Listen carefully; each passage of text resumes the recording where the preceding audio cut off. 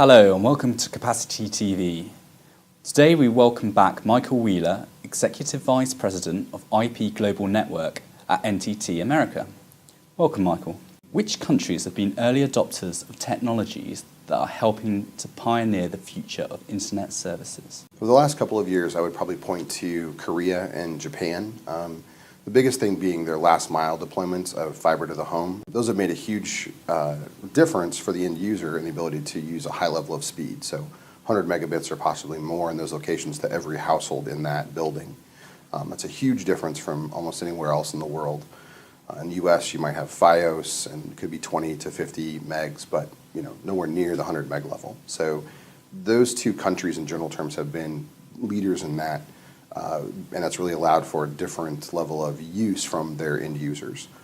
It also creates a big challenge for those of us who are trying to provide capacity to those end users and make sure we have enough interconnectedness between those countries and the rest of the world. So it certainly has its challenges, but overall it's a very positive thing that they've done. How has the high penetration of fiber to the home helped support these marketplaces? Because you get such a large level of penetration of users, the demand for applications, the demand for what customers and particularly consumer end users are wanting to do with that connectivity really elevates the requirements that they have from a performance perspective, as well as a kind of a reachability perspective. They can use applications in a very different way than someone who's on a lower speed DSL or maybe 5 or 10 meg connection, because the experience is so much different. So the technology level has enabled those users to have a different utilization kind of model around the technology that they have and around the use of the internet in a way that most of the markets don't have at this point. So that's a huge difference and again creates a challenge, but certainly a great opportunity as well. Which particular applications are helping to drive this trend? One of the biggest ones is online gaming. Korea as a country is the leading gaming country in the world. Everything from interactive games to casual gaming. The companies that are developing those games really focus on Korea and Japan as places where they look to see where the demand is driving that interactivity component in particular. So gaming is particularly one, certainly other ones like social media and other things, but you can upload your Facebook update on a very slow connection and it doesn't take that much longer.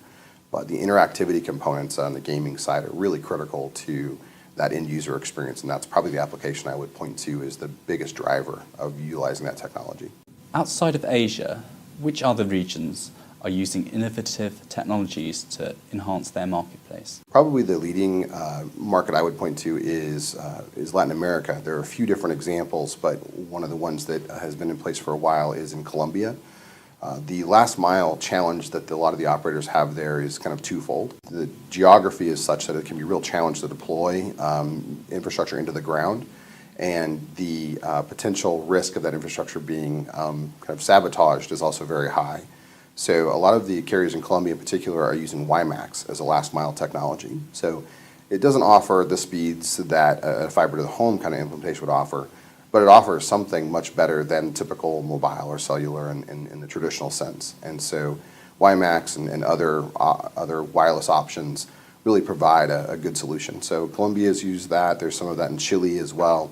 And it really comes down to the demand of the marketplace driving what that next technology is. But I would certainly point to Latin America as a whole is certainly doing that, but those are some specific examples. Which do you believe will be the next generation of countries to follow these examples? So I would stick again with Latin America. I think Brazil is really being again pulled by their marketplace to deploy new technologies.